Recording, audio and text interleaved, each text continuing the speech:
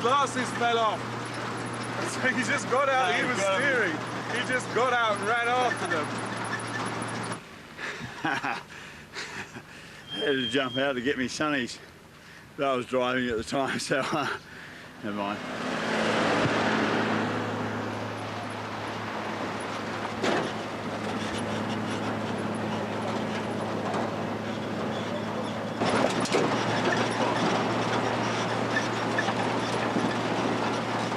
Uh-oh, that's my mate. Who's driving now?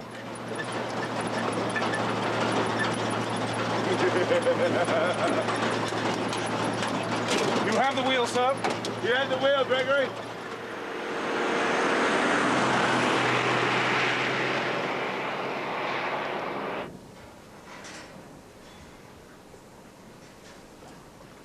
Now, there are two types of Aussie croc, the freshies and the salties. Freshies live in rivers and billabongs, grow to about 10 feet and eat mostly seafood and birds. These are salties. They inhabit salt and fresh water, grow up to 18 feet and eat cows, kangaroos, us.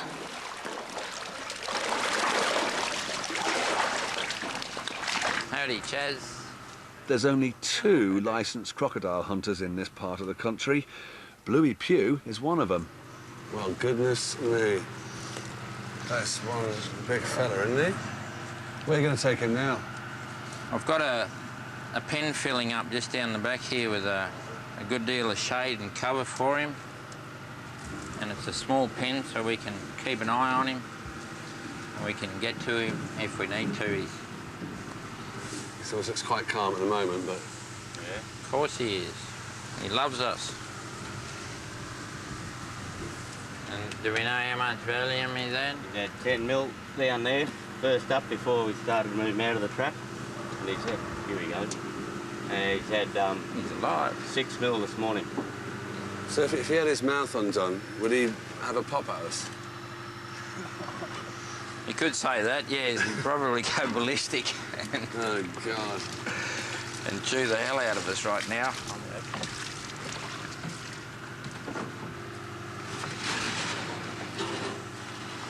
Yeah, he don't slack it. Sounds like it. Back leg, Patrick. 900, 1,000, 2,000.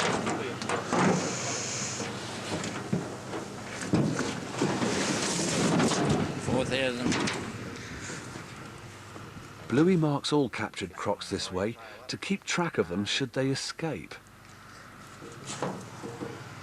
90 and a 10. Or 6 and 4. 60, 40. Righto. He's branded. I just heard you talking there about this croc attack that you experienced. What happened?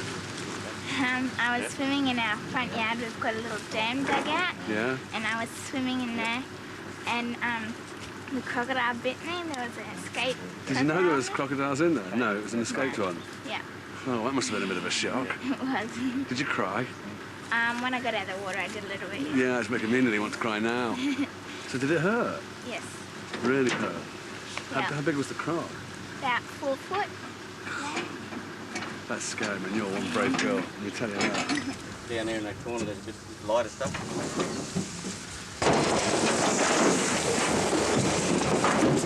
The drugs are wearing off now. Bluey's got to get him into the pen quick. Got him there? Let's give me block. Yeah, you got him there because his head's resting on my kneecap. Yeah, right.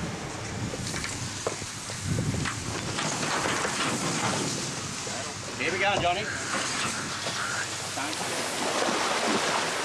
Yeah.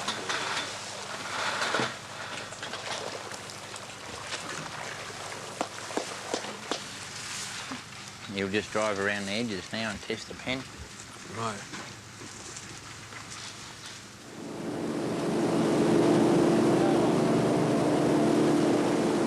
That night, Bluey takes me out scouring the river for more crocs. Like rabbits, they become fixated by the spotlight. The reflection in their eyes is known as the eye shine. I mean, does it become necessary to sort of take them and farm them? I'm trying to sort of keep a cap on the overall population. And we've been doing that by collecting eggs out of the wild every year. Some of these chaps are becoming quite cheeky. A lot of fishermen are actually being stalked by some of these larger males. I think this fellow's slipped away on us. Yeah, he's done a runner on us. They would take how many cattle a year? Well, they're eating over 100 head a year. Wallaby population will be suffering now. So when there's no cattle about, it's time to eat the wallabies. Yeah, or anything else that presents itself as a food source. So keep out of the water, basically. Don't swim. Very important not to swim. Tell me about the one-eyed croc. One-eyed croc? I didn't know he only had one eye. We were chasing him down a narrow little gutter. And I put the spotlight up on him. And he'd go across the river like that. And make way with the motor, and I think I'm catching him, then all of a sudden, bang, he'd disappear.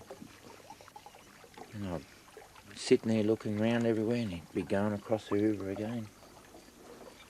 I chased him for half the night. And in the end, I did catch him. I pulled him out the water. He only had one eye. He was zigzagging up the river. Every time he turned around on the other side, he'd wink out. No eye shine.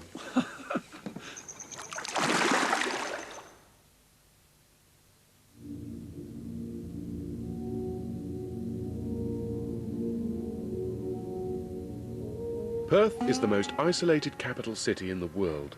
Despite this, the people here flourish and the economy booms. So arriving here, after being so long in these weird little towns, it's a bit of a shell shock seeing so much.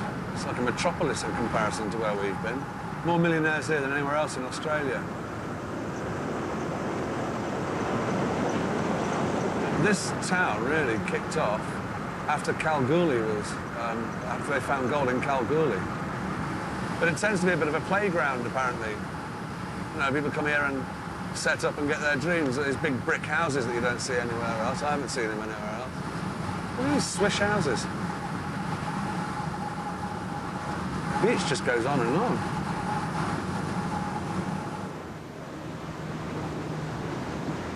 We're on our way to see Kevin Bloody Wilson, as he's known, a comedian who understands the Aussie male psyche better than most.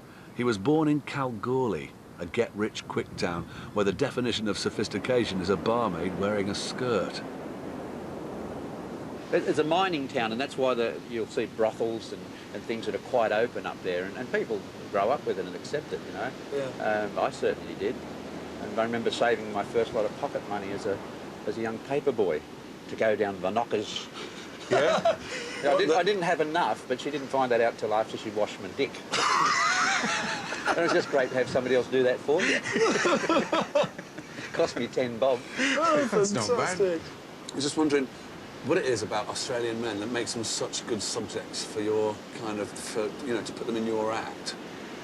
I think who I sing about in that is a part of all of us. You know, we all enjoy getting on the piss, and the reason I write so many songs about getting pissed and falling over is because I research the subject a lot. We'd all like to break down all the barriers and the bullshit you've got to go through to get your end away, you know, so that's why I write songs like, do you fuck on first dates? Does your dad own a brewery? Could I feel your tits? Or would you show them to me? 'Cause you got a nice head and you look pretty honest. So me face will be leaving in a quarter of an hour. I'd like you to be on it. Saves around, doesn't it? Did it work? Of course it works. In fact, in Australia now, part of the mating ritual is to go up to somebody and all you've got to say to the shearer is, does your dad own a brewery? And they know what the question was that you didn't ask. It's politically insensitive, but, you know. Yeah. So tell me about these skimpies. What is a skimpy? A skimpy is basically a barmaid that walks around skimpy. Some of the younger ones, you'll see them walking around the bars in Kalgoorlie. dressed in little more than 2 Band-Aids and a cork. You've got to meet a mate of mine up there, a girl called Lee. Lee? Lee, yeah. She runs one of the brothels up there. She's, well, she hasn't always been a she. She was a bloke when I played football with him. Transsexual? And my sister, when she had the op, my sister played hockey against her. And the amazing part about it is we both fucked up. Gold diggers built Kalgoorlie. Now they have this, the Super Pit, the world's biggest open-cast gold mine. Nearly half a mile deep and 2 miles wide. Along with the Great Wall of China, it can be seen from space.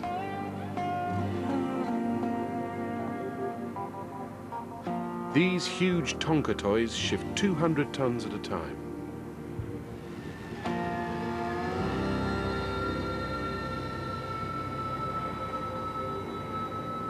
There are plenty of reminders of mining's humble beginnings, when men tore holes in the earth with just a pick and a shovel, with scant regard for the consequences.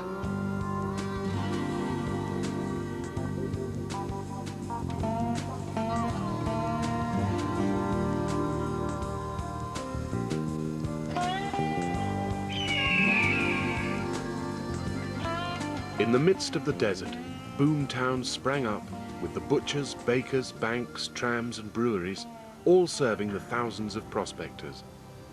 But when the gold or the water ran out, the miners and their families moved on, and places like Broad Arrow, Kukaini and Ora Banda almost overnight became ghost towns.